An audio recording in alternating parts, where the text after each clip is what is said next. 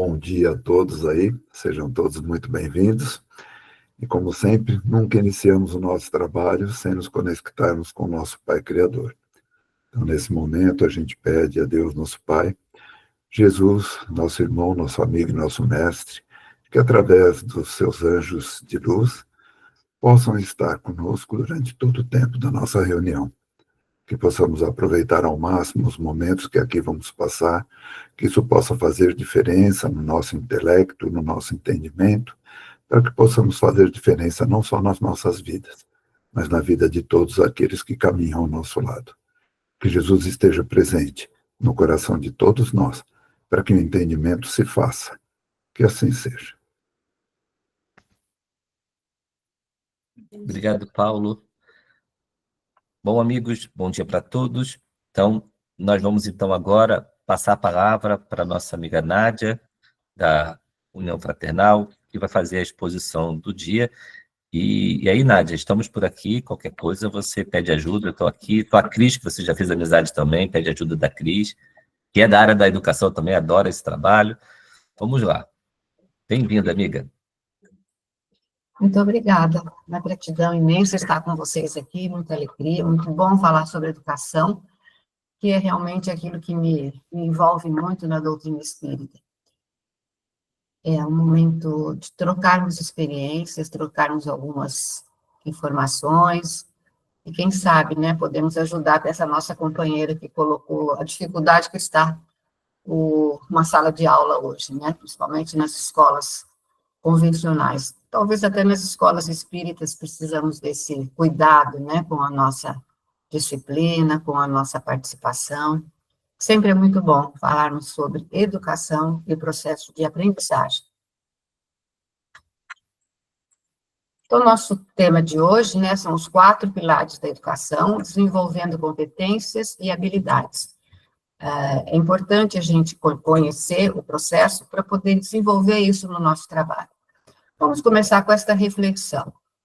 Os tempos de agora são outros, não necessariamente melhores ou piores, mas diferentes. Não basta acumular conhecimentos para depois usufruir.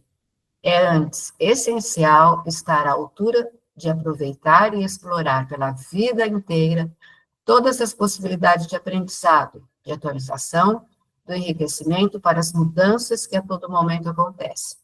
Não se pode parar no tempo. Quem já assistiu outras apresentações sobre o ensino no grupo do GEP, percebe o quanto nós estamos caminhando para as mudanças que são necessárias no nosso trabalho educativo. Né? Quantas práticas já foram trazidas para vocês, quanto conhecimento novo, que em muitos momentos a gente nem consegue acompanhar, mas nós não podemos parar. Nós precisamos realmente nos renovarmos, estar sempre atentos ao processo educativo. Então, essa é o nosso desafio hoje, né? Não se pode parar no tempo. Nós não podemos fazer hoje nas nossas salas de aulas, tanto espíritas como no ensino convencional, o que fazíamos há 20 anos atrás, há 10 anos atrás, até 5 anos atrás. As coisas mudam o tempo todo e nós precisamos acompanhar essas mudanças. Educação, um tesouro a descobrir. A Unesco, na área da educação, elenca 4 pilares para a educação baseada no relatório de Jacques Delors, de 1992 a 1996. A Unesco trabalhou muito essa área da educação, e elencou esses 4 pilares como formas de trabalharmos o ensino, seja ele em qualquer situação, infantil, superior, religioso, vamos dizer assim, é um sinalizador daquilo que o educador está fazendo no processo educativo. E hoje, inclusive aqui no Brasil, nós usamos esses 4 pilares da educação na montagem dos nossos currículos escolares. E podemos montar também na nossa educação espírita esses 4 pilares, exercitando isso no trabalho educativo espírita. A Unesco, esses 4 pilares são um diferencial na educação espírita ou do espírito, fortalecendo o aprendizado do Evangelho e sua vivência transformadora. Seria assim como a gente tem um olhar intenso para cada processo que nós vamos executar com os nossos educandos. E na educação espírita, ele fortalece o aprendizado do Evangelho, dá o passo a passo, vamos dizer assim, para o educador trabalhar a vivência transformadora do Evangelho, né? A participação ativa dos alunos, eles precisam estar presentes no processo educativo, não é só o expositor ou o facilitador da aula, o dirigente, aquele que está ali na frente, que deve ter a palavra. Ele deve compartilhar o ensinamento junto com os seus educandos. Qual o objetivo nosso hoje, né? Aonde nós pretendemos chegar hoje? Os 4 pilares da ação educativa aplicados à educação e na vida diária. Na nossa vida também nós podemos utilizar esses indicativos do processo educativo, visando encontrar caminhos de autoconhecimento e crescimento interior. Desenvolver competências e habilidades no processo da educação espírita ou do espírito.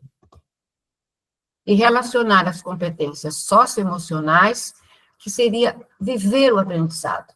O que são essas competências, como nós podemos desenvolvê-las e por que precisamos estar atentos a elas.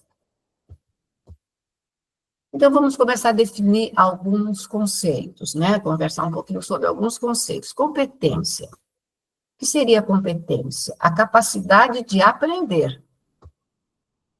Um conjunto de saberes que podem ser desenvolvidos. Então, durante a exposição da aula, ou da aula, como nós trabalhamos hoje, a aula invertida, ou as aulas em grupo, nós estamos criando competências, nós estamos favorecendo a capacidade do aprendizado, de desenvolver saberes novos. É uma faculdade que permite utilizar todos os recursos cognitivos para solucionar situações ou problemas. Quando eu vou me tornando, quanto mais competente eu vou me tornando, quanto mais eu consigo aprender, mais situações eu consigo resolver. E mais situações eu posso trazer para uma sala de aula para que os nossos alunos, os nossos assistidos, eles possam também resolver situações da sua vida prática. Saber usar o que aprendeu para viver e ser melhor. Se o que aprendemos é só para ficar na nossa mente, na nossa cabeça, não vai nos enriquecer muito como ser humano. É preciso saber usar o que aprendemos. O aprendizado só tem um valor, tem um valor maior quando ele serve para que a minha vida seja melhor. É o como eu posso fazer. Então, é aquela pergunta que eu faço para mim mesma diante de um desafio. Como eu posso fazer isso? Eu vou desenvolvendo competências, eu vou aprendendo, eu vou desenvolvendo saberes que me permitem fazer melhor aquilo que eu preciso fazer. Então, o próprio educador, ele está sempre com o trabalho de aprender a desenvolver as suas competências, para que ele possa realmente fazer melhor a sua aula. Guarda essa frase, para depois a gente conversar mais. O que seria a competência na visão espírita? Competência se adquire ao longo das encarnações. A cada vez que aqui estamos, vamos adquirindo mais saberes, mais competência. Resultado do esforço e do aprendizado, do exercício de habilidades que permitem o encontro com o outro, a prática do bem, o desenvolvimento moral.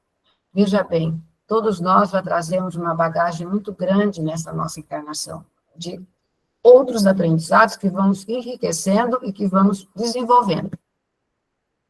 Para continuar o nosso processo de espiritualização, é preciso manter um olhar muito atento mesmo às nossas atitudes, sentimentos e palavras. É aquilo que a doutrina espírita nos traz, o nosso processo de reforma interior, né, de transformação interior, para que possamos nos espiritualizar cada vez mais. E um educador que tem isso na sua mente, ele consegue passar isso para os seus educandos. É preciso auxiliar o processo de espiritualização de todos aqueles que se apresentam para nós, ou numa palestra, ou numa aula, ou numa conversa, numa reunião, é preciso manter um olhar atento a cada um deles. É um constante exercício de reflexão, autoconhecimento e transformação interior. Então, a nossa competência espiritual, nós vamos desenvolvendo através desse constante exercício. Nós estamos refletindo, nos autoconhecendo e transformando interiormente a partir da nossa prática, da vivência. Conhecimento não pode ficar só interiorizado só para mim. Eu preciso compartilhar aquilo que eu aprendo. O que seria habilidade, né? Nós estamos falando de competências e habilidades. O que seria habilidade? É a forma que a inteligência se manifesta. Então, tudo aquilo que eu aprendo, aquilo que eu me torno competente, vai se manifestar através da minha ação, através das minhas habilidades. Que habilidades eu vou desenvolver com aquilo que eu aprendi? As habilidades se aperfeiçoam por meio de ações e novas competências se manifestam. Eu aprendo alguma coisa, eu me torno mais capaz de realizá-las e novas competências vão se manifestando. Então, é um processo circular. Eu aprendo, eu vivencio, eu uso, e, novamente, é um crescente contínuo. Quanto mais nós aprendemos, quanto mais nós desenvolvemos as nossas competências, mais habilidades nós desenvolvemos. É o agir, é o saber fazer. Se lá eu me perguntava como eu vou fazer, aqui eu vou dizer, eu vou saber fazer. Eu preciso me tornar cada vez mais competente, mais hábil para eu saber fazer. O educador tem que estudar, aprender e ensinar aquilo que ele aprende. Então, é usar a competência e habilidade, um vai seguindo o outro. Uma pessoa competente enfrenta os desafios usando os saberes que aprendeu e emprega em todos os campos de sua ação as habilidades que adquiriu através da educação. E veja como o processo de educação, ele é amplo, ele é a nossa vida, ele gira em torno do aspecto profissional da nossa vida, do aspecto familiar da nossa vida, do aspecto social e principalmente, se a gente refletir bem, no aprendizado espiritual. Dentro da doutrina espírita, quanto mais eu consigo usar os saberes, quanto mais eu vou utilizar o evangelho que eu aprendo, o evangelho que eu estudo, o evangelho que eu vou praticar, mais eu vou me tornando, eu vou desenvolvendo habilidades em mim. Então, é um processo contínuo. Nossa encarnação pede isso, que nos tornemos hábeis naquilo que realizamos. E as competências socioemocionais, né, que são as que nós desenvolvemos, principalmente no estudo espírita. São habilidades que se manifestam no pensar, sentir, nas atitudes e nos relacionamentos. É o nosso autoconhecimento. No contexto das competências socioemocionais, existe um olhar interior. Aquilo que eu olho para mim mesmo, eu desenvolvo autoconhecimento e autoconsciência. Eu passo a me conhecer melhor, eu passo a saber melhor como lidar com os meus pensamentos, meus sentimentos e as minhas atitudes. E no olhar exterior, eu mostro autoeficácia, eu consigo resolver problemas. Então, quanto mais eu desenvolvo essas competências socioemocionais, que nós podemos chamar de atitudes morais, virtudes, eu vou tendo mais eficácia e consigo resolver melhor as situações da minha vida, sejam quais forem. Não necessariamente só dentro de uma sala de aula espírita. Em qualquer situação da minha vida, eu desenvolvo competências socioemocionais quando eu olho para mim mesmo e quando eu olho para o exterior, para fora. Então, vamos parar um pouquinho aqui, se vocês quiserem comentar alguma coisa. Ouvindo vocês. Por meio das ações, a gente falou um pouquinho sobre isso. As habilidades aperfeiçoam-se e articulam-se, possibilitando novas reorganizações das competências. Alguém gostaria de comentar isso? Pode levantar a mãozinha. Ou abrir o microfone. Veja bem, por meio das minhas ações, as minhas habilidades se aperfeiçoam, se articulam em nova organização das competências. Seria um resuminho do que a gente fez até agora. Algum comentário vocês gostariam de fazer sobre esse processo? Já vivenciaram isso? Já perceberam isso no seu dia a dia? Isso é algo que se torna possível? Pode abrir seu microfone, Silvia. Eu gosto de pensar, porque eu acho bem confuso pensar nessa limitação, o que é uma competência, o que é uma habilidade, e aí eu acho que elas ficam confusas, né? Eu tenho um exemplo muito bom de o que é uma competência, o que é habilidade, um exemplo prático, que acho que funciona bem e muitas pessoas às vezes confundem, que é a carteira de motorista. Então, quando você tem a carteira de motorista, quando você vai tirar a carteira de motorista, você tem a competência, porque você tem o certificado, você foi lá, você tem competência para fazer. Mas muitas vezes as pessoas, depois que passa pelo exame, não consegue tirar o carro da garagem, não consegue dirigir, porque não tem a habilidade. Então, não adianta você ter o conhecimento se você... acho muito importante o que você disse, que é o agir, né? Que é você pegar aquilo que você teve de competência e colocar na prática.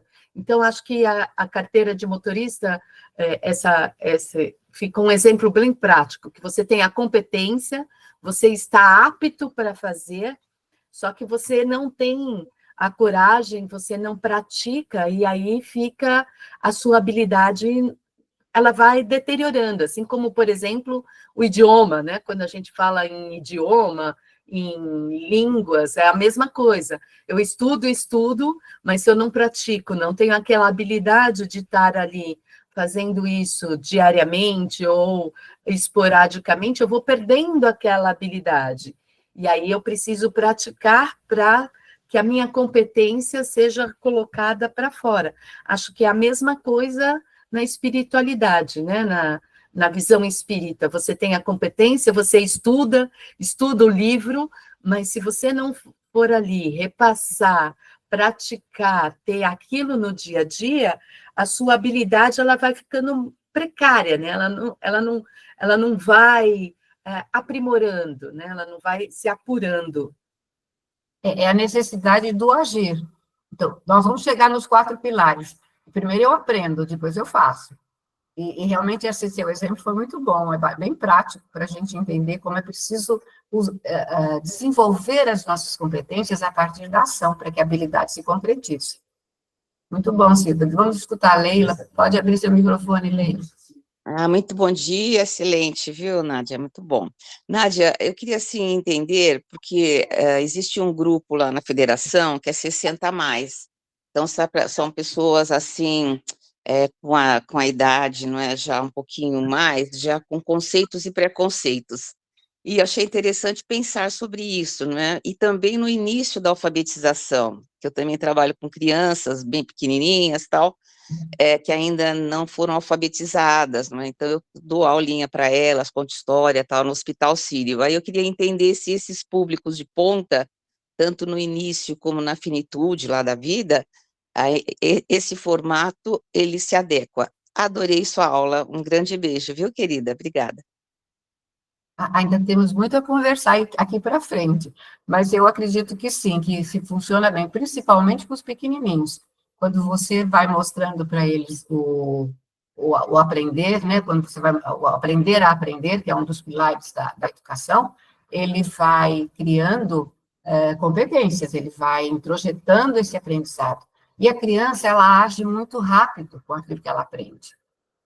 E ela é muito sensorial. Então, se você usar de elementos sensoriais para o aprendizado, mais ela concretiza essa competência de saber fazer. Porque ela precisa pegar, ela precisa tocar, ela precisa sentir, ela precisa ver. Então, tudo isso no processo educativo da criança, até uns 7, 8 anos, é necessário o prático, a utilização prática do aprendizado. Ela precisa perceber que aquilo faz parte da vida dela. E eu acho que para o 60 a mais, eu já estou bem além de 60 a mais, eu acho que a gente está o tempo todo precisando também ter este olhar de que o que eu estou aprendendo me é muito útil para a minha vida no momento atual. Aí eu acho que entra o processo espiritual mais forte. É quando você chega numa fase da sua vida em que o espiritual se sobressai muito mais ao motor, né, ao cognitivo até, em que você precisa dar sentido ao seu aprendizado. Esse sentido que te faça bem interiormente, que te faça sentir uma pessoa melhor. Então, acho que pro 60 mais, 70 mais, a idade que tiver aí para frente, os sentimentos são muito importantes. Você trabalhar muito com os sentimentos, as sensações que aquilo lhe passa, que aquele aprendizado lhe passa. Ele realmente toca seu coração? Ele realmente vai ao encontro do que você está sentindo, precisando? Então, trabalhe, acho que com o idoso, mais com a sensibilidade da vida que ele já tem, né? Da história que ele já traz, e o quanto ele pode aproveitar tudo isso que ele já tem, a história dele, para aplicar hoje, com a família, com os netos, e até na casa espírita. A gente tem muitas pessoas com 60 a mais trabalhando ativamente, dando palestra, né? Desenvolva isso neles, na sua conversa com eles. Escolha um tema que eles possam estar expondo, e não você vai estar só coordenando. Então, traz para eles essa possibilidade da participação ativa. Tudo bem? Excelente, muito obrigada. Valteno, quer abrir o microfone? Desculpa, eu levantei sem querer. Então posso continuar? Mais alguém gostaria de comentar? Posso continuar? Eu gostaria de falar, eu não sei porque eu não estou conseguindo coisar minha mãozinha. Bom dia a todos. Bom dia, bom dia. Então, eu gostaria de falar um apontamento muito, muito ótimo esse tema. Quanto mais competência, mais traz conteúdo. E eu também, trazendo para a visão espírita, né, para o Evangelho, à medida que a gente vai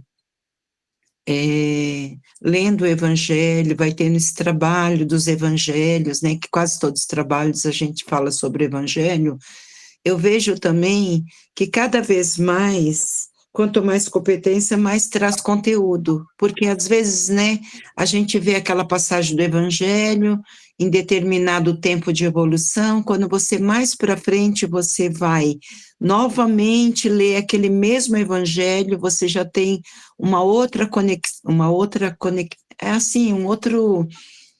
forma, um outro conhecimento, né, sobre o Evangelho.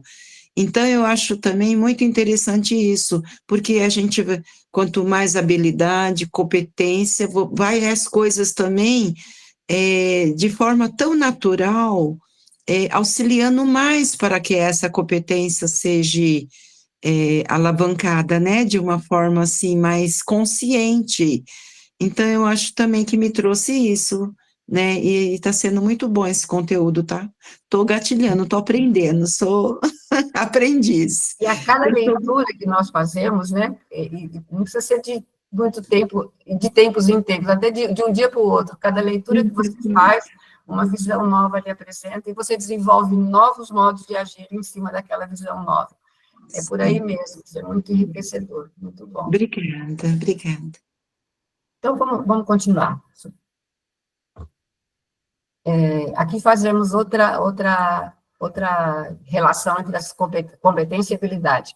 O educador pode e deve despertar e ampliar o aprendizado, mas precisa construir competências. Então, não é só volume de conteúdo, mas cada conteúdo apresentado precisa ser trabalhado a ponto de ser ampliado, né? Não ficar sempre no mesmo. Como você disse, cada leitura me traz novas orientações, cada aula eu vou crescendo um pouquinho mais, eu vou aprendendo um pouco mais. E também o educador, ele precisa auxiliar o educando a saber usar o que aprendeu, para viver e ser melhor. Seriam as vivências diárias que a gente deve estimular para os nossos educandos, tanto na escola convencional como na escola espírita. O que você aprendeu hoje que lhe ajuda na sua vida no momento atual? É um desafio que a gente passa para os alunos. O que o Evangelho te trouxe hoje, como ele te ajuda a viver melhor, ou a transformar situações difíceis que a pessoa está vivendo. Então, a gente tem que trazer sempre o aprendizado, o Evangelho, né, a doutrina espírita, para o dia a dia. Ela não é só para ser cultivada no centro espírita, ela é muito fácil a gente cultivar o Evangelho. Somos todos irmãos, somos todos companheiros. Agora, aplicar o Evangelho no nosso dia a dia na feira, no supermercado, na autoescola, enfim, em todos os lugares, aí é que está o nosso grande desafio, né? Na vivência diária. Mais uma reflexão aqui para a gente pensar um pouquinho. Uma pessoa competente utiliza saberes e informações para solucionar problemas e estabelecer relações entre as situações vividas. Aqui também a gente fecha mais um pouquinho esse ciclo. Veja bem, uma pessoa competente, aquela que tem o aprendizado, que tem o conhecimento, ela precisa usar esse conhecimento, esses saberes e essas informações para solucionar os problemas e estabelecer relações entre as situações vividas. Eu acho que esse é o grande lance aí da gente, se alguém quiser comentar, a gente para mais um pouquinho, ou fica aí para vocês essa reflexão. Alguém gostaria de comentar mais alguma? Eu acho que é bem o que vocês falaram até agora, né? O que eu aprendi, o que eu aprendo, o que eu vivencio no meu dia a dia, precisa me ajudar a estabelecer relações e a solucionar a minha vida. Senão o aprendizado fica só, né, conteúdo, né, intelectual, que é bom, é bacana a gente ter conhecimento, com certeza, mas precisa servir para a nossa vida diária, senão ele fica só guardadinho lá, nós ficamos com uma mente enriquecida, mas com uma vivência não tão enriquecida. Podemos continuar. Então, vamos ver os 4 pilares da educação. Aprender a aprender, aprender a fazer, aprender a conviver e aprender a ser. Esses foram os 4 pilares que a Unesco, na sua área da educação, estabeleceu para que se configurasse todos os conteúdos que seriam passados nas escolas, principalmente, e não é só no Brasil, porque é a Unesco mundial, isso foi colocado para todos os que participam do trabalho e para toda, vamos dizer assim, a comunidade mundial, aí é um documento oficial, e que pode ser utilizado em qualquer área do conhecimento. Numa empresa eu posso utilizar isso, né? No escritório eu posso utilizar isso, na minha casa eu posso utilizar isso, né? No meu convívio eu posso utilizar isso, e na casa espírita eu posso utilizar isso. Como aprender, como fazer, como conviver, que eu acho que é um dos mais importantes pilares, e como ser. Então, vamos ver um por um agora. Essa é uma frase de um professor. Aprender a aprender, aprender a fazer, aprender a conviver, aprender a ser, são os 4 pilares para a educação, mas eles podem ser também um objetivo de vida. O desejo pelo aprendizado não precisa habitar exclusivamente nossos ambientes escolares. Ele pode viver dentro de cada um de nós. Então, vejam, é algo para a nossa vida. Nós estamos o tempo todo aprendendo, fazendo, convivendo e nos tornando pessoas melhores. Então, eles foram elencados para a educação convencional, mas eles fazem parte da nossa vida. Aprender a aprender é adquirir competências para a compreensão do conhecimento, de si mesmo, do outro, da doutrina, do evangelho. Tá? É a habilidade de construir conhecimentos, utilizando o aprendizado para a vida diária, o saber essencial. Grifei essa frase, o saber essencial, essas 3 palavrinhas, para vocês guardarem que nós vamos chegar um pouquinho mais para frente nelas. Então, a habilidade de construir conhecimentos, utilizando o aprendizado para a vida diária, o saber essencial. Conteúdo das aulas deve proporcionar aprendizados e vivências. Então, quando eu for preparar uma aula, eu tenho que estar sempre tendo na minha mente o que eu estou passando como aprendizado e quais são as vivências que eu pretendo com esse aprendizado. Então, esse é o papel do expositor, ou facilitador, ou dirigente, daquele que ministra uma aula ou faz uma palestra. Claro que a palestra não tem... ela é mais geral, né? Amplia o assunto, mas não deixa de passar aprendizados e oferecer vivências em cima daquele aprendizado. É possível também numa palestra, principalmente na sala de aula. O evangelho hoje. Então, aprender a aprender o evangelho hoje, que foi o que nós colocamos aqui pela nossa companheira. Cada vez que eu leio, eu aprendo um pouco mais. A aprender no contexto das competências socioemocionais. Que competências socioemocionais nós desenvolvemos no ato de aprender a aprender? Autoconhecimento, entender suas próprias emoções, pensamentos e comportamentos. É o nosso olhar interior. Autoeficácia e crescimento. Confiança em nossas habilidades para aprender e resolver problemas. Olhar exterior. Quais são as competências emocionais associadas? Aqui eu coloquei algumas, mas tantas outras podemos desenvolver. Resiliência, né? No ato de aprender a aprender, e ter este olhar interior e este olhar exterior, eu aprendo a ser uma pessoa mais resiliente. Autonomia, autoestima, curiosidade, reflexão, criatividade, e aí vocês podem elencar quantas competências socioemocionais estiverem ao alcance daquele conhecimento, daquele aprendizado. As competências socioemocionais estão muito ligadas com aquilo que nós fazemos na doutrina espírita, que é o estudo das virtudes. Né? Que virtude eu estou desenvolvendo, que eu estou cultivando para eu viver melhor. Aí eu queria ouvir vocês. O saber essencial. O que é o saber essencial para cá? O que nós consideramos como saber essencial? O que é o necessário? O que me permite o aprendizado? São perguntas. O aprendizado é a vivência.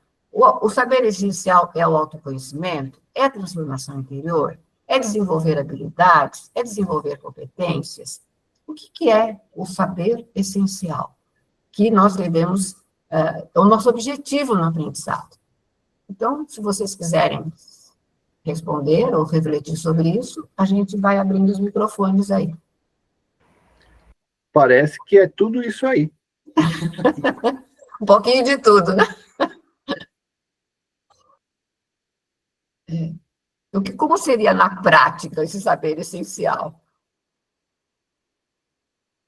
Hein, Cícero? Você responde?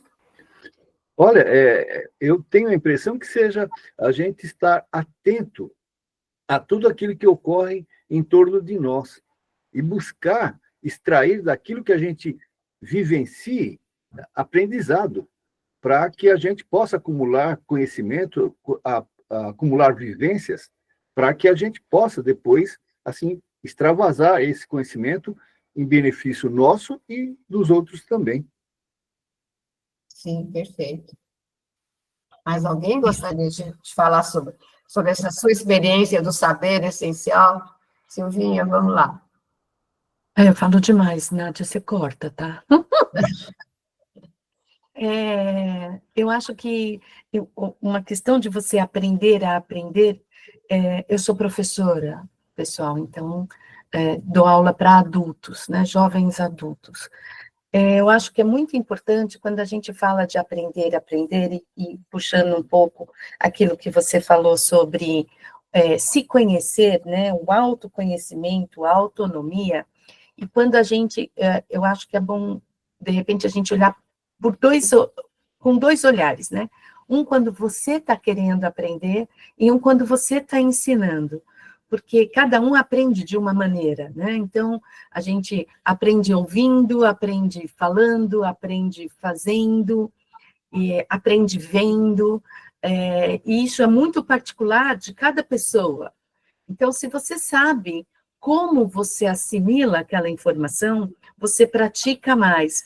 Então, quando eu vou preparar uma aula, quando eu vou dar uma aula e vou expor qualquer assunto, eu tenho cuidado de fazer com que eu consiga falar, as pessoas conseguem me ouvir e as pessoas conseguem fazer, porque cada um vai pegar aquele conhecimento de uma maneira diferente. Uns vão anotar, né? Tem aquele sempre que tem o caderninho, então a gente não pode achar que o outro vai aprender do jeito que a gente aprendeu. E acho que isso é muito importante para, na hora da gente passar o conhecimento, né? E respeitar o outro, como que o outro consegue aprender. E numa sala de aula, numa palestra, num ambiente onde a gente está passando isso, acho que é importante a gente tomar esse certo cuidado, né? Porque cada um vai aprender de uma maneira, tem um mecanismo de aprendizado diferente. Perfeito. Principalmente esse respeito ao aprendiz, né? Porque realmente cada um tem um percurso a percorrer, né? Uma maneira de percorrer esse percurso. É isso aí, Cida. Renê, pode abrir seu microfone.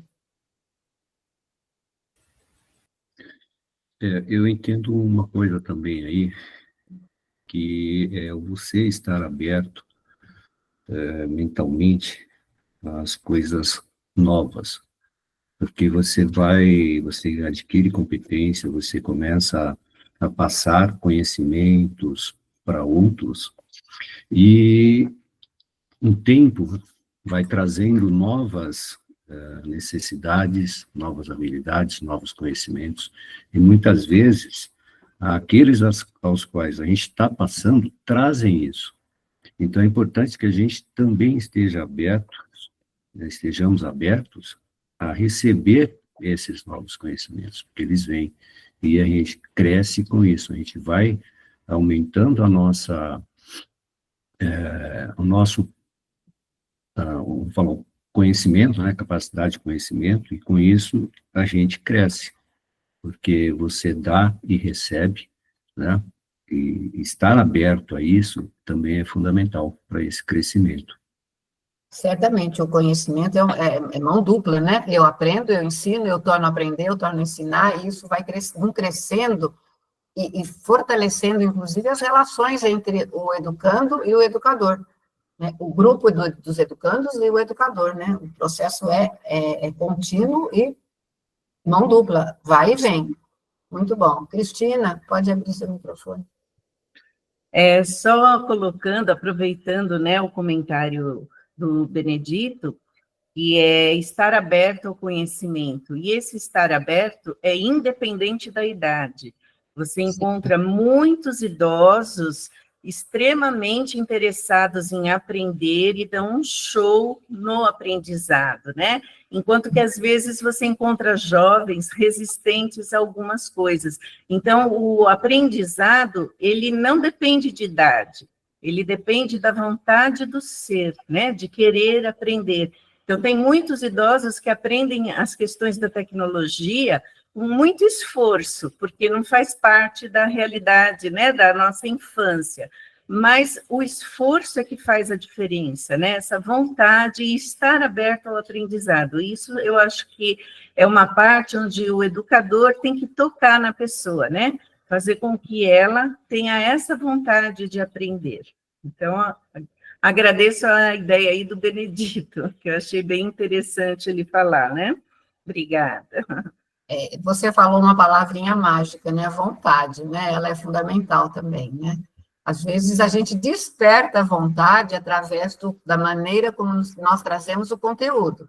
Então, também é uma atenção que o educador tem que ter. Como eu vou despertar a vontade, né? Ela também precisa de uma molinha que impulsione naquele grupo que a gente percebe que às vezes há uma certa dificuldade de motivação. Muito bom. Márcia? É minha primeira vez com vocês, eu sou Márcia do Grupo Socorrista Maria de Magdala, a gente faz parte também da União Fraternal, e eu trabalho nas escolas como expositora, sou também palestrante, e o que eu percebo bastante, e é uma coisa até que a Nádia comentou com os idosos, é o sentimento. Quando você trabalha o evangelho e você consegue ligar o pensamento, o conhecimento do aluno dentro daquele pensamento, mas liga com as emoções, ele grava melhor, ele trabalha melhor. Então, o saber essencial nessas questões, para mim, a gente tem que trabalhar junto com qual é o sentimento, qual é a sensação que isso me traz e como eu posso lapidar essas sensações mais negativas, trazendo para um lado mais positivo. usando essas sensações nas minhas relações no dia a dia. Então, o sentimento nessa questão de mão dupla dita pelo Benedito, pela Cristina, pela Silvia, que trabalha com a educação, é se sentir pertencente ao grupo que está, se sentir pertencente ao Evangelho, ao cristianismo, e trazer isso para a vida, fazer isso o objetivo de vida, como foi colocado na frase de um professor no passado. Então, eu acho muito importante, dentro dessas perguntas, a gente incluir, ligar o pensamento ao sentimento. Beleza, muito bom, muito bom. É assim que funciona mesmo, viu? Leila, né? Sim, querida. Eu queria saber até que ponto você concorda, não é, com a afirmativa da frase que não se motiva ninguém. Você concorda com esta frase, querida? Ou você estimula? A motivação é um processo muito interior, né? As pessoas... Tem pessoas que são motivadas naturalmente, né? Elas gostam do aprendizado, elas procuram o aprendizado. E tem outras que nem tanto. Então, né, essas que não têm a motivação como algo natural, pelo desejo de aprender, nós precisamos encontrar caminhos para isso. E aí vai o teu conhecimento do grupo com o qual você trabalha. Se você trabalha com jovens, hoje a gente tem a possibilidade da internet, do celular, como um auxiliar no processo educativo. Nós temos as aulas participativas, trabalhos em grupos. A motivação também surge muito nos projetos solidários, né? Quando você passa um projeto para o grupo, pequenos grupos, e aí eles têm que desenvolver aquele projeto. Isso funciona muito bem. Acaba sendo assim, uma corrente motivadora. É como se um puxasse o outro. Então, se a gente percebe que na nossa turma há pessoas que ficam muito quietinhas, às vezes não é que elas não estejam motivadas, elas podem ter algum sentimento de não se expor. Então, tudo isso vai do conhecimento que você tem do grupo com o qual você vai trabalhar. Não é na primeira apresentação, na sua primeira aula, que você consegue checar tudo isso. Mas, aos poucos, quem trabalha com educação vai percebendo, quem tem uma turma para dirigir, vai percebendo que caminhos precisa encontrar para despertar a motivação. O ser humano, naturalmente, ele é uma pessoa que busca algo, né? Há uma curiosidade interior. É que no processo todo reencarnatório, no processo todo de educação, você vai sendo muitas vezes tolhido no seu desejo de aprender, né? Então, é preciso que a gente encontre caminhos para que essa motivação surja e que você consiga desenvolver a vontade. Agora, tem pessoas que não querem mesmo, elas não... Quantos começam um curso, começam lá, desistem? Ou elas se sentem não aptas para aquilo, ou não é realmente aquilo que elas desejam. Nós temos que respeitar um pouquinho o tempo de cada um, né? Cada um tem um tempo para o seu aprendizado. E mesmo com as crianças pequenas, hoje a gente tem uma visão diferente do aprendizado, desde as turminhas de maternal, infantil, primeiro fundamental, que é preciso conhecer a criança e dar o tempo dela, né, para que ela possa realmente desenvolver o aprendizado. Não é fácil não, viu, Leila? É um processo que exige muito do educador. Silvio? Bom dia, Nádia, bom dia a todos. Eu até tenho essa obra, né, a Educação, um Tesouro a Descobrir. É muito interessante, porque é como você bem colocou, que essa obra, esses ensinamentos, eles servem até para o nosso trabalho, na casa espírita, no nosso dia a dia. E uma das falas ali do Jacques Delors me chamou muita atenção quando ele fala assim que existe um diferencial entre informação e conhecimento dentro dessa proposta aí que você coloca aí, que a informação é aquilo que, por exemplo, está lá numa palestra, né? A gente está fazendo lá uma palestra, fazendo um comentário do Evangelho ou algo dessa natureza, a gente está passando uma informação. E o conhecimento é quando as pessoas vão em busca desses ensinamentos que ali foram propostos. É isso, né? Então, o que muitas vezes as pessoas ficam somente na plateia, né? Recebendo a informação, como assim, vamos dizer assim, como antigamente a gente ia na missa, dizia amém, amém, amém, e hoje na casa espírita talvez precisa essa motivação, porque esse ensinamento possa também aí ser colocado dentro das nossas palestras, assim, uma oportunidade, às vezes as pessoas fazerem uma pergunta, etc, tal, e que a gente passe também essa informação a respeito das obras que nós estamos ali expondo naquele momento, porque muitas vezes a gente coloca lá joga um monte de informação, mas a gente não fala a fonte, né? Não falamos aonde a pessoa buscar, então às vezes ela não sabe também, e a pessoa que chega a primeira vez, ela não sabe nem onde buscar isso, então quando a gente acaba incentivando, que você coloca, né, o que é necessário, vamos incentivar a isso, né, trocar essas experiências, então não adianta só jogar informação, é preciso também incentivar as pessoas a esse conhecimento. É isso mesmo, Silvio. O necessário é aquilo que serve para que ela cresça um pouco mais, que ela possa desenvolver-se melhor.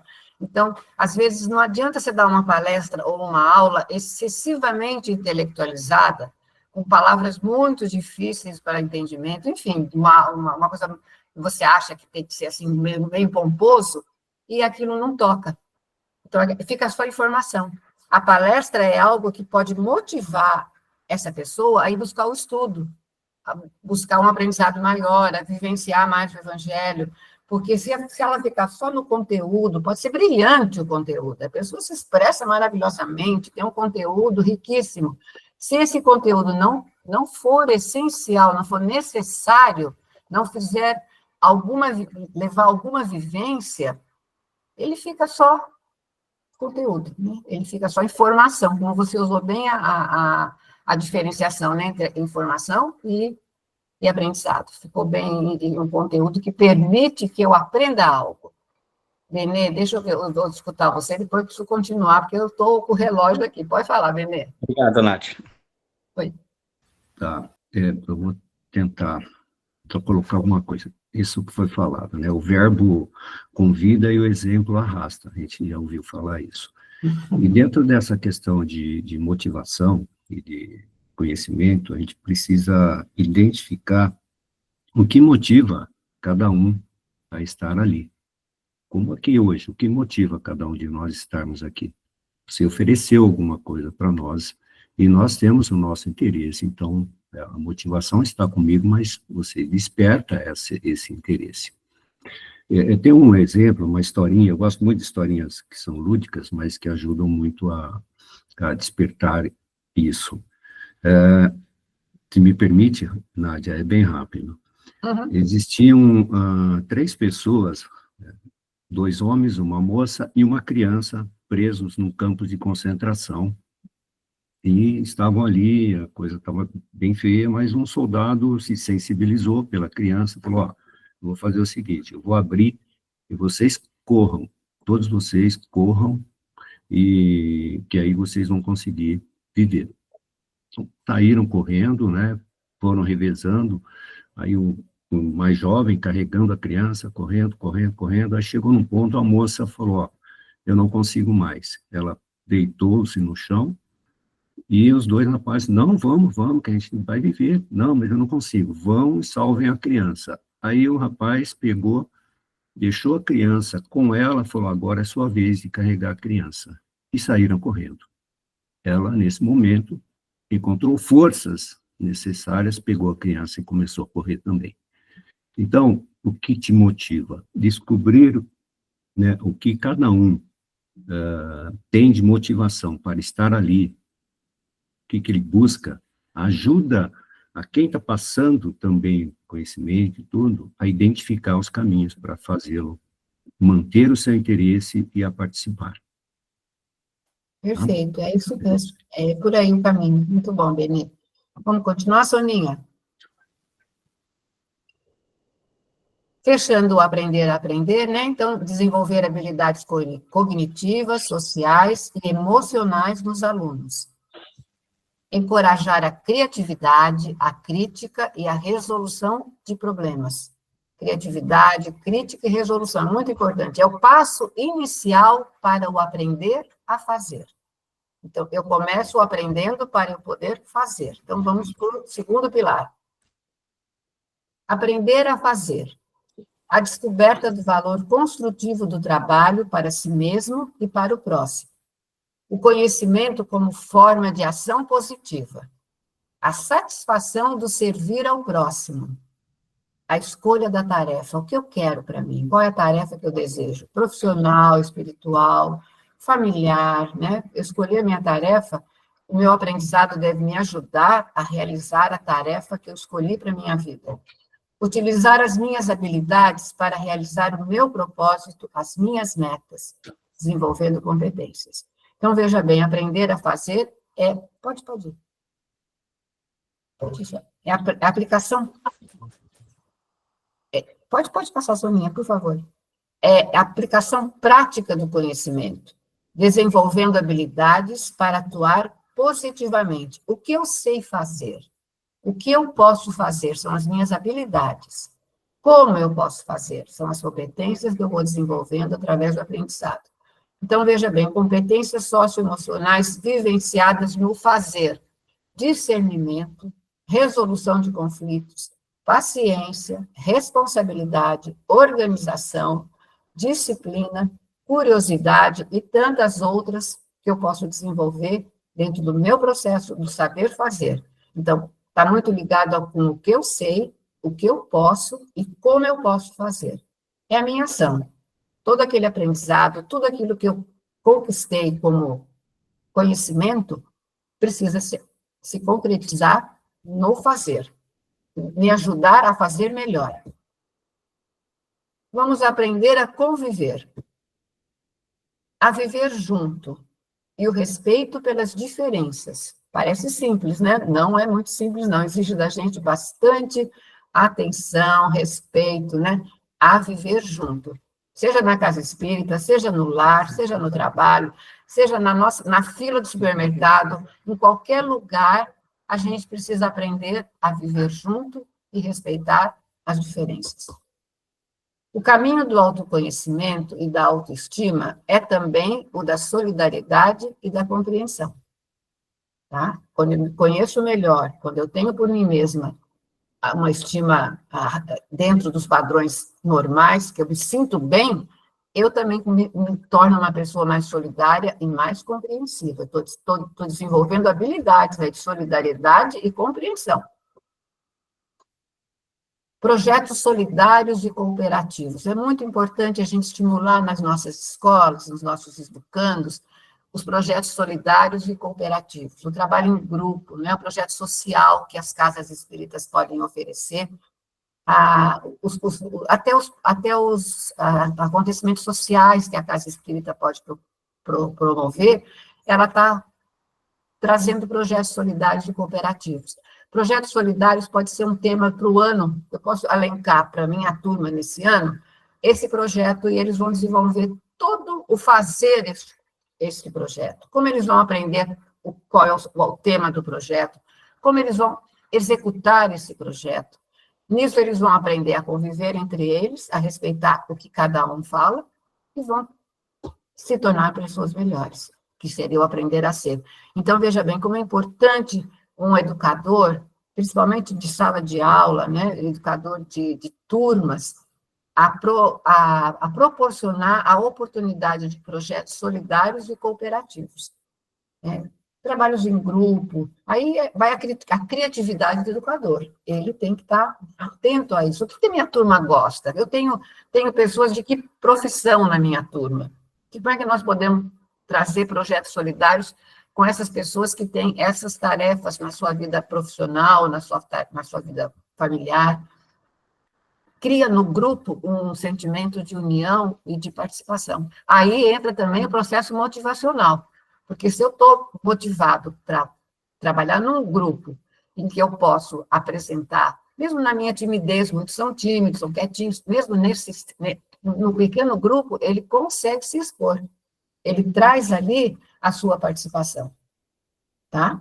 Então, pensem nisso, né? Como eu posso desenvolver projetos solidários e cooperativos com as turmas que eu desenvolvo? Competências socioemocionais vivenciadas no aprender a conviver. A empatia, o trabalho em equipe, a cooperação, flexibilidade, paciência, criatividade, tolerância, diversidade. Hoje é muito importante a gente estar atento à questão da diversidade, amorosidade, enfim, quantas virtudes e quantas competências socioemocionais nós podemos desenvolver no trabalho de convivência do grupo. Vamos para o aprender a ser. Adquirir valores, normas e comportamentos. Tornar-se um ser humano como espírito e corpo, inteligência e sensibilidade, responsabilidade, ética, moral, cristã e espiritualidade. Então, tornarmos um ser humano melhor. É ser um ser humano e um ser espiritual melhor. Todo esse aprendizado, este fazer e este conviver, tem que nos dar autonomia e espírito crítico para agir com responsabilidade. Temos que nos tornar, a cada dia, um pouquinho melhor. Esse é o processo do verdadeiro espírita que a gente aprendeu lá no Evangelho.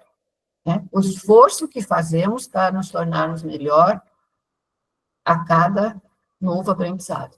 Então, esse é o compromisso que Kardec nos colocou, né? Faça o maior esforço que você puder para você se tornar uma pessoa melhor. E aí entra o aprender a ser. Aprender a ser é o desenvolvimento integral do ser, incluindo o seu bem-estar emocional, a sua capacidade de pensar de forma crítica e reflexiva, o autoconhecimento e o olhar interior. Competências socioemocionais vivenciadas, confiança, gratidão, generosidade, equilíbrio, autoconsciência, né? Um processo que nos traz, no processo final, que vai se concretizando no dia a dia, de autoconhecimento e transformação interior, que é a grande busca do espírito, né? Se tornar uma pessoa melhor. O que se espera do aprendizado?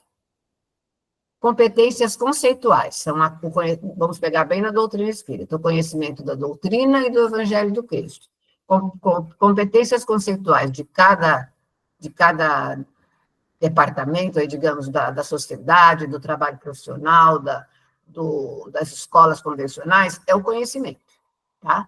Competências comportamentais, lidar com os obstáculos da vida, amar a Deus, ao próximo e a si mesmo, o autoconhecimento, habilidade emocional para lidar com o próximo, caridade e ligação espiritual.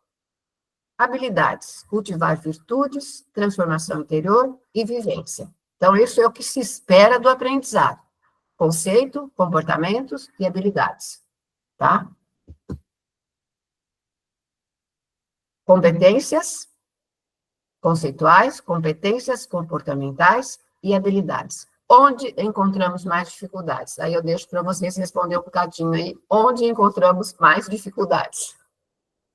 Que vocês, se quiserem só passar no chat, ou se quiserem se expor, mas o que é mais difícil no aprendizado? Quem tem aluno, quem tem turma, quem dá aula, e quem vivencia aí a doutrina espírita.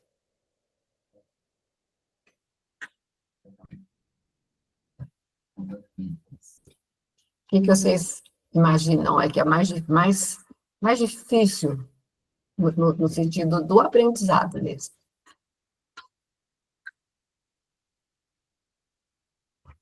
Eu vou dar minha opinião, mas eu queria escutar de vocês. Ô, Nádia, Oi? a gente entende que está na questão do comportamental, né? Uhum. Agora, são duas maneiras, são dois prismas. Um é o da sala de aula convencional. A gente está falando da escola. E a escola, em si, não vai ser responsável pela moralização, ela pode contribuir. Mas os pais vão ter a responsabilidade maior pela moralização das pessoas. Quando a gente fala de sala de aula de espírita, os cursos de espiritismo, a evangelização, aí inverte tudo, porque o nosso objetivo mais importante não é capacitar tecnicamente alguém, é a gente ajudar a pessoa a ser um homem de bem. Nesse aspecto, né, que a gente pode reclamar, as crianças fazem bagunça, o comportamento delas é bom, tudo bem. Nesse aspecto, até os professores espíritas não estão ainda dentro do conceito ideal da moralização que se espera. Então, a gente vê que a grande tarefa nossa é de mudar o ser humano por dentro. Eu estou falando nas salas espíritas. E dentro disso, nem mesmo nós que estamos à frente da evangelização podemos ser referência para nada, né? É como diz o José Carlos Santos, é um desafio permanente. Nós estamos o tempo todo lidando com as 3 questões do aprendizado,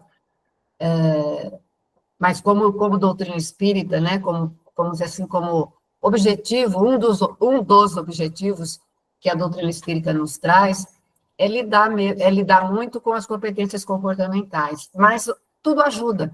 A habilidade que nós vamos desenvolvendo, né, as virtudes que nós vamos desenvolvendo, a vivência, vai nos ajudando a lidar com os obstáculos, vai nos ajudando a habilidade para lidar com o próximo, que é talvez uma das mais difíceis para algumas pessoas, né? Como lidar com as carências do próximo ou com as agressividades do próximo, mas eu tenho que lidar primeiro com as minhas.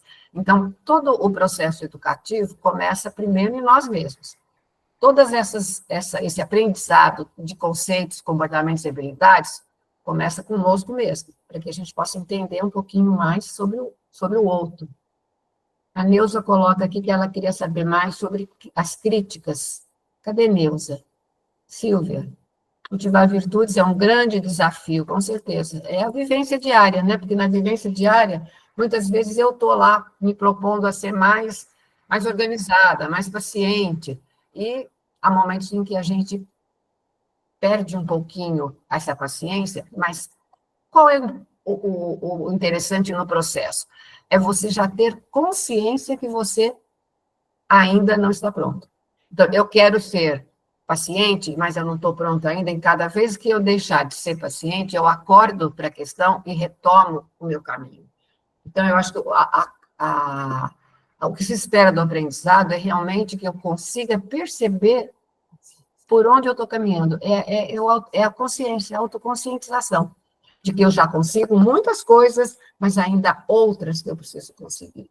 Então, todo aprendizado é importante, desde que ele sirva para que eu viva melhor. Eu acho que aqui, dos 4 pilares da educação, o aprender a ser é o que cobra mais de nós.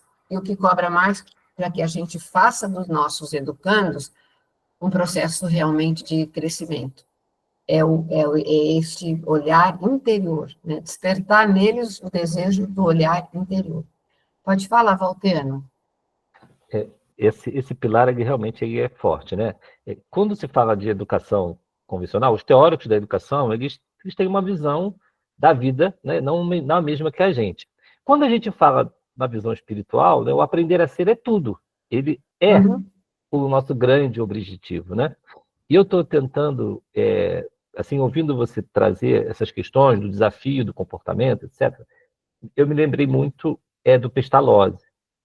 A metodologia de Pestalozzi, em algum momento, nós vamos ressignificar ela no nosso ambiente de espírita, né? Ele trabalhava muito a questão do pensar, sentir e agir, né? Do cabeça, mãos e coração. E ele fazia tudo com uma dinâmica de ação. Então, as crianças, elas iam a campo, elas observavam a natureza, faziam a modelagem da geologia em argila, faziam um monte de coisa para vivenciar aquilo. Então, elas vivenciavam a geografia. Elas faziam a topologia de uma região numa maquete de argila. Agora, como trazer isso para uma vivência espírita? Seria, por exemplo, ensinar a amar, vai visitar abrigos com as crianças, abrigos de crianças abandonadas ou de idosos. Quer dizer, como a gente pode sair da teoria de ler as questões do Livro dos Espíritos ou do Evangelho, sair da teoria e levar as nossas crianças ou os adultos para ações, né, que, como Pestalozzi, agir, a pensar, sentir e agir, nesses 3 elementos importantes aí que ele trouxe. Então, eu estou colocando isso porque, em algum momento, eu sinto que Pestalozzi vai ser revisitado, né? E a gente, como adaptar aquilo que era da teoria para aprendizado apenas de ciência, se transforma no aprender a ser que você está trazendo aqui, né? Então, é só uma colocação. Eu, por exemplo, a minha experiência profissional sempre foi na educação montessoriana. E Montessori fala mais ou menos a mesma coisa. Ela diz que aquilo que o educando não pega, não faz, não sente, não toca, ele não aprende. Principalmente as crianças, né, os pequiticos. Então, se eu não conseguir fazer com que ele concretize aquilo que ele está assimilando intelectualmente, não se transforma em mudança. Então, na criança, eu vejo na doutrina espírita muito esse conviver. Eu acho que para a criança o conviver é muito importante, porque na convivência umas com as outras vão aparecendo muitos desafios. E aí você pode ir introduzindo brincadeiras, né, ou leituras, ou contar histórias em que essa vivência da convivência harmoniosa é desenvolvida. Fazer teatrinho com eles, né, eles gostam disso, fazer marionete, fazer aquele da mãozinha, que bota a luvinha, e a luvinha que fala não é ele que fala. Isso tudo traz para a criança uma habilidade de se colocar, né, de falar, de estar presente, e de uma maneira lúdica. Eu acho que precisa trazer Pestalozzi, precisa trazer Montessori para as nossas evangelizações infantis, porque eles precisam... Não adianta ficar só com um desenhinho para colorir, não adianta ficar só com... Né, tem que trazer a criatividade, né, para a criança pequena. Eu acho que é mais ou menos por aí. Mas ainda assim, na formação do homem de bem, tem que levar a campo para ver o que é fazer a caridade, como é sentir a caridade, como é ver a dor do outro. Sim, né? Com certeza. É uma coisa mais intensa. Você só consegue sentir a dor do outro quando você vivencia a dor do outro. E quando você entende a dor do outro. Eu digo muito isso lá na casa que eu trabalho. Para ele, para você pode ser pouco isso que ele está te trazendo, mas para ele é muito. E você tem que entender que esse muito é importante para ele. Qualquer situação que ele traga de vivência dele, né, que ele traz como uma colocação em aula, ou numa entrevista, ou num atendimento fraterno, para ele é muito. Eu tenho que dar o devido caminho, eu devo dar a devida dimensão da dor do outro para que eu possa entender o que é a dor do outro.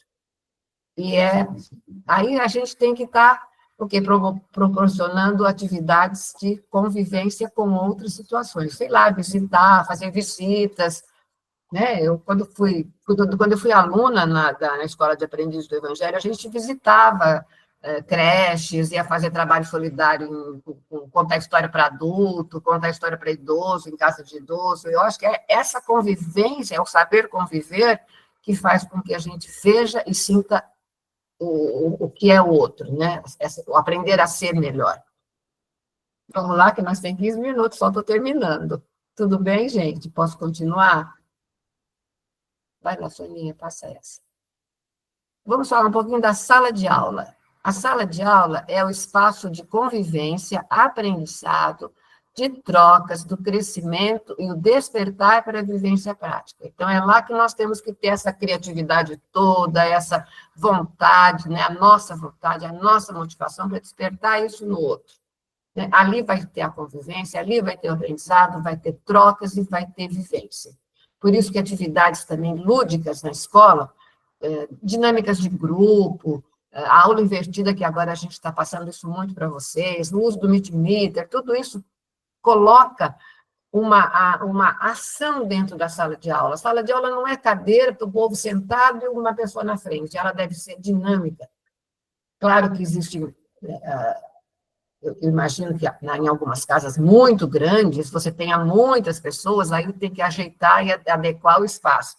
Turmas menores é mais fácil, turmas maiores a gente precisa aprender a trabalhar em grupo, formar pequenos grupos, mesmo que você tenha 30 alunos, faz 5 grupos lá, determina alguns alguns textos ou já passam o aprendizado, eles vão se organizando e estudando junto, refletindo junto, trabalhando junto. Então, a sala de aula deve ser dinâmica, convivência e aprendizado.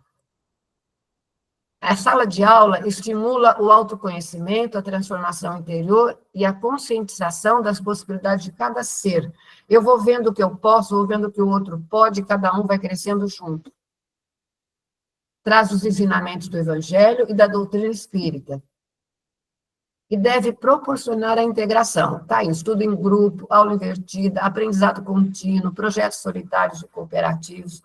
Então, é na sala de aula que nós temos que fazer essa integração, essa motivação despertada, né? Essa busca por algo diferente, por algo melhor.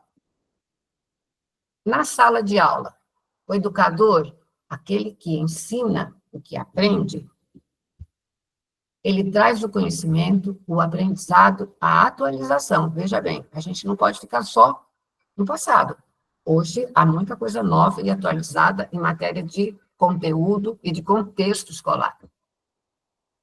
Na sala de aula, o educador estimula o aprendizado, o crescimento, a transformação.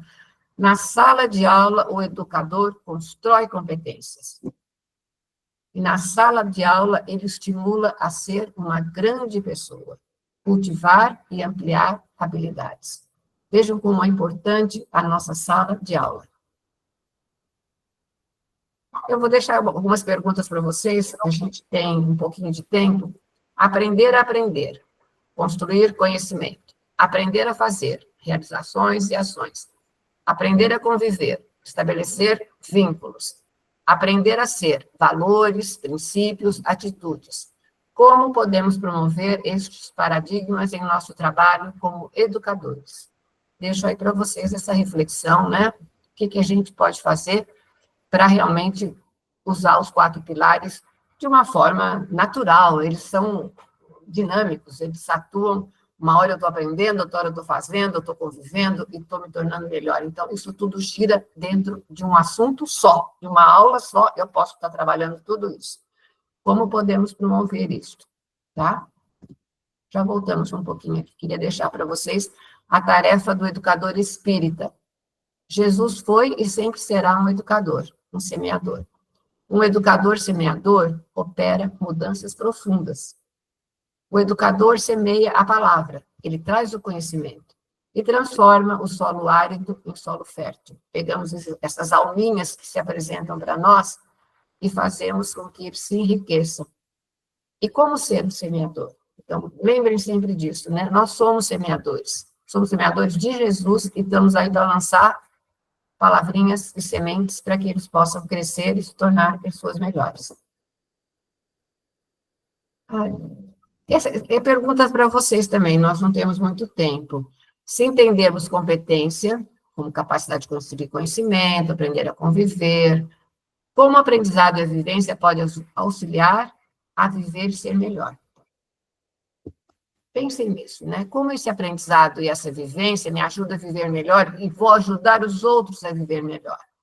O que precisamos despertar no aprendiz para que ele não abandone o seu processo de transformação interior após o término dos cursos? Isso também é um desafio para nós. Não para nós, para a Casa Espírita, inclusive. Quantos fazem o curso, né? Funciona tudo legal, durante aquele tempo eles estão empenhados, de repente o curso acaba, eles têm que ir para o trabalho. Eles têm que fazer algo com aquilo. Mas muitos abandonam, e a gente nem fica sabendo mais deles. Então, o que nós precisamos despertar no aprendiz, no aluno, no educador, para que ele não abandone os seus estudos ou o seu processo de transformação interior, né? Porque ele, né? Aí entra compromisso, né? Entra disciplina, entra objetividade. Nós temos só 10 minutinhos, vocês gostariam de falar alguma coisa?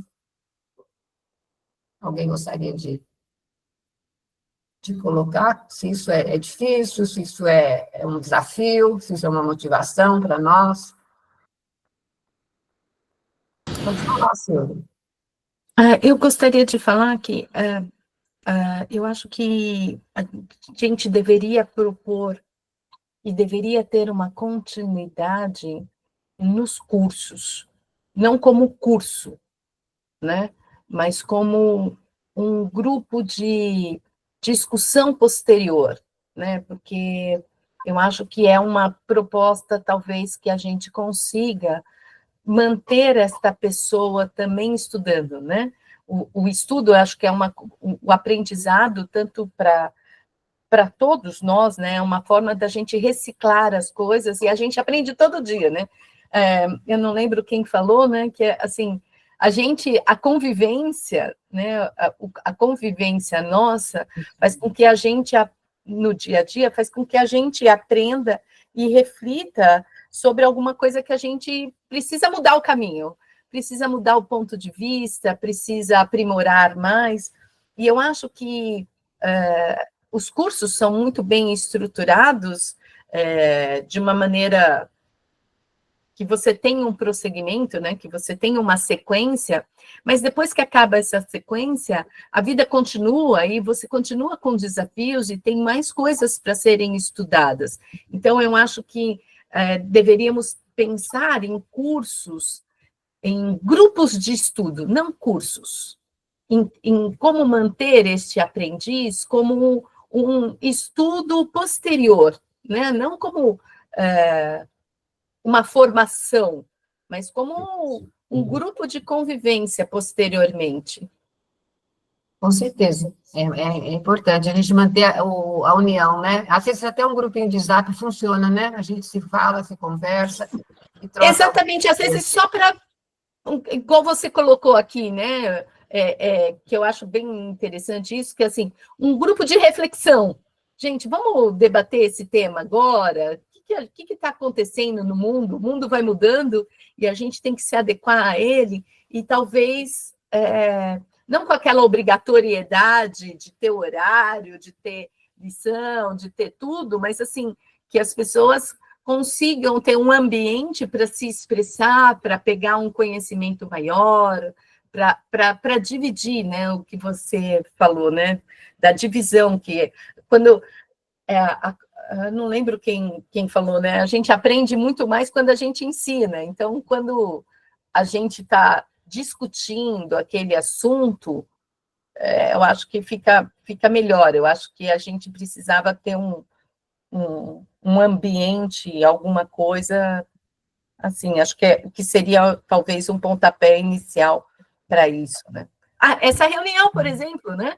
Esse curso de sábado não é uma formação, né? Mas é uma discussão, é um espaço aberto para a gente discutir assuntos, né? Eu acho que estamos no caminho, né? É isso mesmo, Silvia. Márcia, 2 minutinhos, Márcia, vamos lá. Sandra não, Silvia, desculpa. Eu estou entrando agora, então não sei se todas as casas são assim, mas no Magdala nós temos um curso chamado Conscientização. É estudo de um livro. A cada semestre a gente estuda um livro da Hermance, na linha de reforma interior, né? Ela vai trabalhando vários livros, e é muito legal. Não é uma coisa que você tem aquela constância de ter que fazer lição, você lê o livro antes, o capítulo que vai ser estudado, e isso tem chamado muita gente para continuar os estudos. A gente tem conseguido trazer de volta o pessoal mais velho que sumiu na pandemia. Tem dado um resultado muito positivo para a gente lá, muito positivo. Se serve de exemplo, na nossa casa tem dado um resultado muito bom. Talvez se levar para as outras casas, isso tem sido muito bacana dentro do Magdala. A gente tem gostado muito desse trabalho. A gente começou online na época da começou não, né? A gente fez online na época da pandemia, agora a gente faz presencial. São turmas diferentes, pessoas diferentes, de formações de outras classes, outras épocas, que se reúnem, cada um fala sobre o que entendeu do ponto de vista daquele parágrafo. É muito legal, é uma coisa bem gostosa. Assim como esse de sábado que eu estou começando, esse de você estudar um livro, também é muito legal, é muito gostoso. Muito bom. Nós fazemos também mas o nosso é uma reunião semanal por Meet. Eles fazem leitura de um livro também. Muito bom. É por aí, gente, o caminho.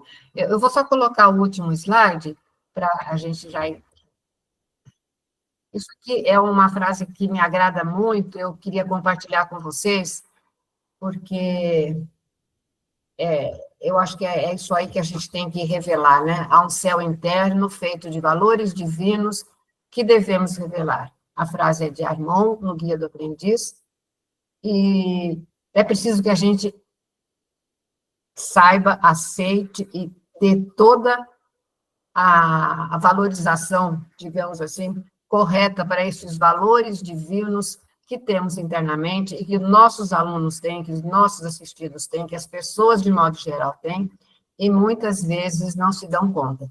Então, desenvolver, né, esses valores divinos é o nosso grande desafio educativo. Benê, quer mais uma? Temos 2 minutinhos. Só colocar uma coisa aí, em relação a despertar o interesse das pessoas a continuarem. Jesus colocou para a gente que não veio para ser servido, ele veio para servir. Né? E uma das coisas que nós colocamos nas escolas, e um dos estágios, inclusive, se chama servidor. E instigá-los a continuar a servir, e até dentro do que vocês colocaram aí, né, você colocou sobre projetos solidários, ou quaisquer projetos que os instiguem a continuar servindo, a ter um propósito de servir. Onde você serve? A Casa Espírita é uma oportunidade para servir, para praticar a caridade, para auxiliar a outros. Então, colocar isso, acho que o conhecimento, a leitura, ele entra, assim, com mais um auxílio para você continuar com esse propósito de estar servindo, e não ficar ali contigo. Você cresce em conhecimento, mas utiliza isso na prática. Então, fazê-lo entender que ele deve continuar, né, sempre nesse crescente de servir é fundamental. Como despertar isso, como fazer isso, eu acho que é um dos caminhos que o fazem a continuar, trabalhando em qualquer lugar, a gente sabe disso, mas com o espírito de servir, na prática, fazendo. Era isso aí. É isso aí.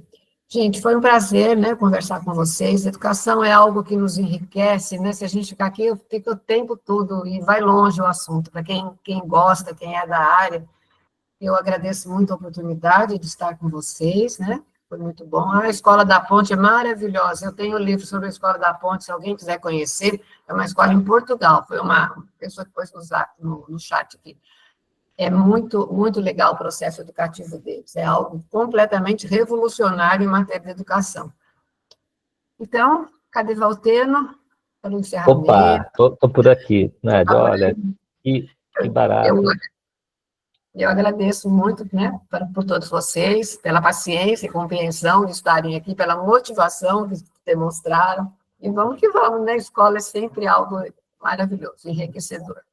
Muito bacana. Ficamos muito felizes, Nádia, com a sua contribuição, mas não só a sua, dos outros companheiros também, aqueles que puderam dar a sua experiência. Essa última fala do Benedito, Nádia, me lembrou da preparação do... Eu já comentei isso em alguns momentos, que Eurípides Barçanufo fazia para os passistas.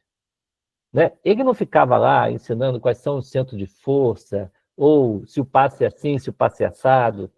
Ele pegava os educandos ali, os jovens, ou aqueles que estavam querendo aprender a dar passe, e ficava 6 meses fazendo trabalho assistencial com eles, em enfermos, em doentes, cuidando. Então, eles aprendiam a doar, né?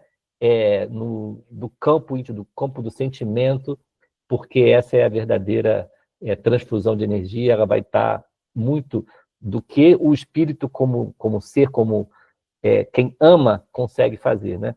Então, eu acho que nós prepararmos os trabalhadores para servir é um ideal. Então, essa metodologia que a gente vê na Escola de Aprendizes é muito interessante por esse exercício que se faz com o trabalhador, né? Muito bacana. Então, eu queria agradecer, Nádia, queria agradecer a todos os companheiros que estão aqui. Nós vamos, então, pedir para alguém fazer a prece. Vou pedir aqui para Cris. Cris, Genovese, pode fazer a prece? Por favor. Sim, posso sim. Então vamos fechando os nossos olhos, sentindo o envolvimento carinhoso da espiritualidade que sempre está presente conosco, em nosso lar, neste ambiente, apesar de distante, sentimos a nossa conexão, a conexão de pensamentos, de sentimentos, e que possamos levar conosco toda essa energia, esse envolvimento carinhoso, esse aprendizado da manhã, para que possamos nos tornar, aos poucos, pessoas melhores, espíritos melhores. Agradecendo sempre a todos por esta oportunidade, dizendo: Pai nosso que estais no céu, santificado seja o vosso nome. Venha a nós que este é o vosso reino. Seja feita a vossa vontade, e não a nossa, assim na terra como no céu. O pão nosso de cada dia dai-nos hoje e sempre. Perdoai as nossas ofensas, assim como precisamos perdoar a quem nos tenha ofendido. E não nos deixeis, Senhor, cairmos em novas e más tentações. Assim seja, e graças a Deus, um ótimo final de semana e uma ótima semana a todos. Um beijão para todos.